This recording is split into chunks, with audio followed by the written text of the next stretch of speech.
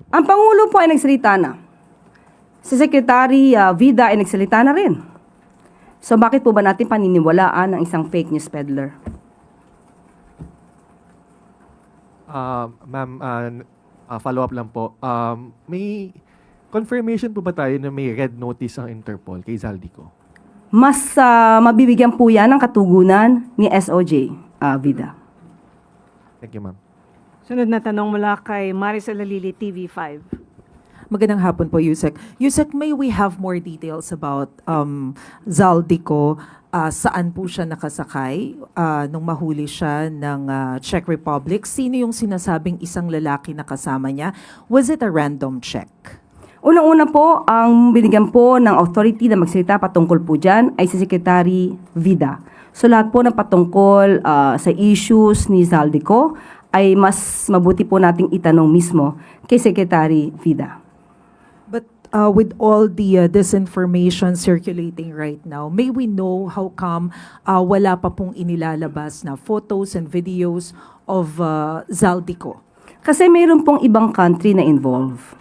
So maingat po ang gobyerno sa pagbibigay ng anumang anunsyo. Hayaan na lamang po natin na magtrabaho ang ating gobyerno at muli si Secretary Vida po ang maaaring sumagot sa iba pang mga katanungan. Last na lang, Yusek. Pero as we speak, ano po yung status ni Zaldico? Considered ba siya na arrested? Nakadetain po ba siya? Nasaan po siya ngayon? Ulitin ko lamang po, hindi po ako ang authority para magsalita patungkol po sa estado ni Zaldico. Mas mainam po na maitanong po ito kay Secretary Vida. Thank you, Yusek.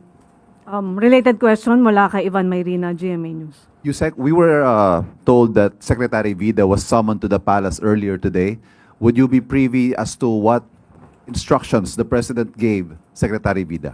Hindi po tayo nakasama sa meeting nila. Ang napasama lamang po tayo ay ang patungkol sa uplift committee meeting. But what do you know about the President's instructions for the government agencies to work together to bring former Congressman Zaldico back to the Philippines? Muli, hindi po tayo privy sa anumang kanilang pag-uusap at meeting, pero in general po, ang Pangulo po ay nag-uutos kung ano ang nararapat at kung ano ang sinasaad ng batas.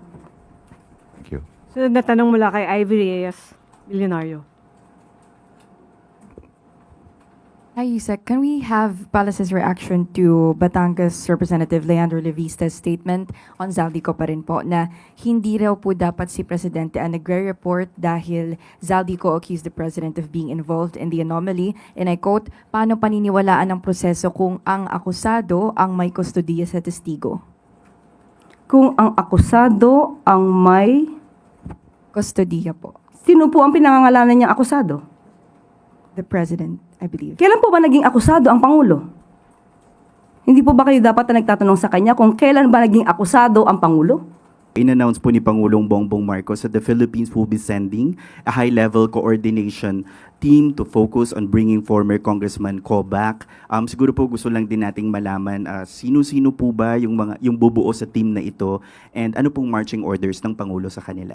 Muli, si Secretary Vida ang maaari sumagot ito kung wala pa po siyang binibigyan na detalye, most probably because may involved na ibang country, kaya hindi pa po namin masasabi kung ano mga detalye patungkol dito. Okay. Si Senator J.V. Ejercito, ang sabi niya po, the biggest challenge in bringing Ko back to the Philippines is ensuring his safety, warning that some groups may not want him to return and testify on the controversy. Sabi niya po, the challenge here is to bring him back in one piece. So, can Malacanang assure the safety of Mr. Ko and guarantee that he will be free from any pressure or influence? Bago po muna tayo magbigay ng assurance, definitely naman lahat ng po ng Pilipino ay dapat safe na po bumabalik sa Pilipinas. Yan naman po ang assurance ng pamahalaan. Pero dapat tignan muna po natin, saan nanggagaling yung sinasabing death threats? Meron na po bang naipakita? Meron na po bang na-blatter o whatever? So, tingin ko dapat doon muna kasi there's no basis. Diba? There will be lacking of basis if you cannot prove that death threats against Zaldico. So, dapat doon tayo mag-start. May death threats nga ba? Kasi how can you assure somebody na hindi ka mapapariwara pagbalik mo sa Pilipinas kung wala naman death threats? But nevertheless, the government will always assure the safety and that the needed protection to be given to Zaldico.